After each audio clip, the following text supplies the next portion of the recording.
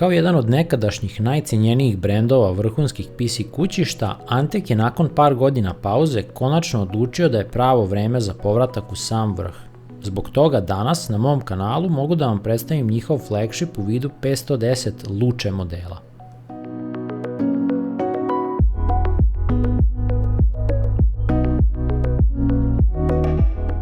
Antec 510 Luce je inače jedan od ukupno dva modela u Performance 110 seriji kućišta, gde ovu poziciju deli sa vrlo interesantnom 510 Silent verzijom.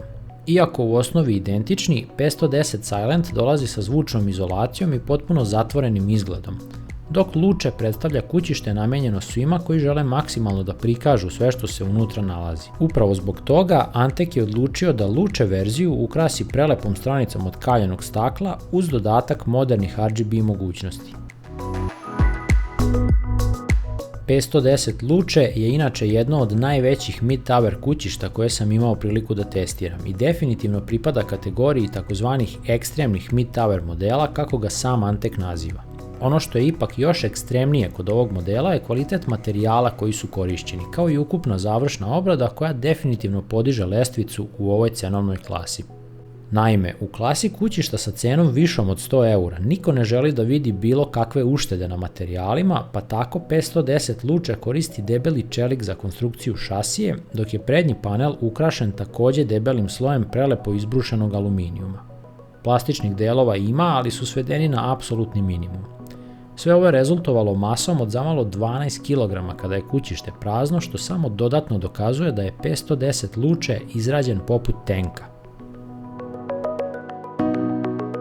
Ako krenemo ovaj opis od stvari koje prve upadaju u oči, svakako se moramo osvrnuti na vrlo originalne šrafove koji kod 510 modela drže obe bočne stranice na mestu. Kao što i sami vidite, Antec im je podario dizajn ukrašen vlastitim logom u prepoznatljivoj žutoj boji, a kako se unutar pakovanja nalaze i dodatne gumice za pozadinsku bočnu stranicu, moja pretpostavka je da čak i nju možete zameniti staklenim panelom, ali samo ako želite da se hvalite vrhunskim cable management mogućnostima. Druga interesantna stvar koja će vam upasti u oči je pomalo nesvakidašnja ponuda konekcija na centralnom hubu koja pored dva USB 3.1 konektora prve generacije donosi i jedan HDMI 2.0 izlaz. Iako je ideja prilično originalna budući da služi lakšem povezivanju VR headsetova, ja bih ovde ipak više voleo videti još USB konektora budući da se VR solucije na PC-u baš i nisu nešto proslavile. Kada je stranica od kaljenog stakla u pitanju, izbegnut je sve češći trend smanjivanja tog staklenog panela koji viđam na drugim modelima ove cenovne klase, tako da ovde imamo staklo od vrha do dna sa vrlo lepo maskiranim ivicama. Ali kada to staklo skinemo, dolazimo do vrlo interesantnog dela. Unutrašnjost ovog 510 Luce kućišta je dizajnirana tako da zadovolji čak i one najzahtevnije kupce i po pitanju prostora koji nudi predstavlja klasu za sebe. Bukvalno gde god pogledate ugledat ćete neki interesantan detalj, a ja sam se potrudio da vam ih sve podrobno predstavim. Prva stvar koja je mene oduševila je prostor iznad matične ploče koji je ukrašen ogromnim otvorom za provođenje 8-pinskog procesorskog kabla. Čak i kada gore ugradite ventilatore, možete jasno vidjeti da ni dodatni radijator vodenog hlađenja neće nimalo smetati ugrađenim komponentama. Druga stvar koja bukvalno bode oči svojom sivkastom bojom je ovaj metalni pokrivač za uredniji cable management koji dolazi i sa integrisanim držačem grafičkih kartica. Svojom bojom predstavlja vrlo elegantan kontrast mat crnoj unutrašnjosti, a sam GPU držač, iako izgleda pomalo slabašno, odlično će poslužiti za smanjivanje pritiska koji nešto veće i teže grafičke kartice vrše na PCI Express slot. Treća stvar koja takođe odskače od nekog standarda su i ove dve storage jedinice na takozvanom tunelu koje vam omogućavaju ugradnju dva 2,5-inčna ili 3,5-inčna SSD-a ili hard diska. Posebnu pogodnost za hard diskove ovde predstavljaju i gumice koje bukvalno upijaju vibracije istih u radu, što je veliki plus. Od ne tako upadljivih stvari izdvojio bih činjenicu da 510 Luce posjeduje čak 10 ekspanzionih slotova, od kojih su 8 u regularnom formatu, dok 2 sa strane omogućavaju vertikalnu montažu grafičke kartice, doduše samo ako dokupite odgovarajući adapter za te potrebe.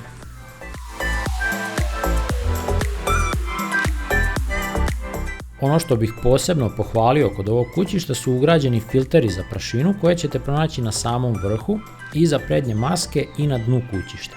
Iako pomalo nekonzistentni po pitanju dizajna plastične maske koja ih okružuje, ovi filteri koriste veoma gustu i grubu tkaninu koja će kvalitetno blokirati prodiranje prašine u unutrašnjost. Ako se preselimo na pozadinski deo ovog kućišta, odmah će vam biti jasno šta je Antec hteo da postigne ovolikim dimenzijama. Naime, povećana širina koju vam je pogled na pozadinu mogao u startu nagovestiti, ovdje je iskorišćena tako da omogući skoro 3,5 cm prostora između panela matične ploče i bočne stranice kućišta. To ujedno znači i da o uređivanju kablova uopšte ne morate brinuti budući da prostora ima i previše. Dodatni pozadinski pogled na Cable Management panel otkriva da će sve kablove u mestu uredno držati dva fleksibilna nosača, a ako baš želite da se hvalite urednom pozadinom vašeg računara, Antec je u prateću opremu ubacio i nekoliko vrlo kvalitetnih čičak trakica za uređivanje kablova.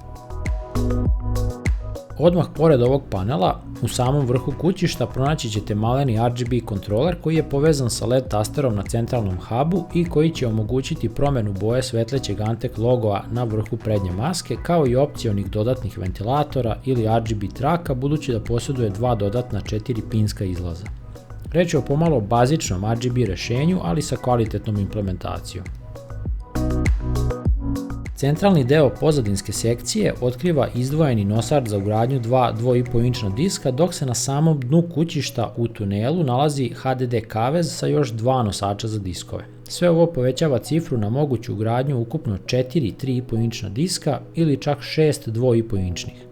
Ono što je ovdje za pohvalu je da kavez za hard diskove možete potpuno izvaditi i tako stvoriti dodatni prostor ili za kablove napajanja ili za potencijalnu ugradnju dodatnog radijatora vodenog hlađenja. Ubacivanje svih komponenti u P110 Luce je bio pravi mačji kašalj, budući da čak i za prividno dobar cable management nije bio potreban apsolutno nikakav trud.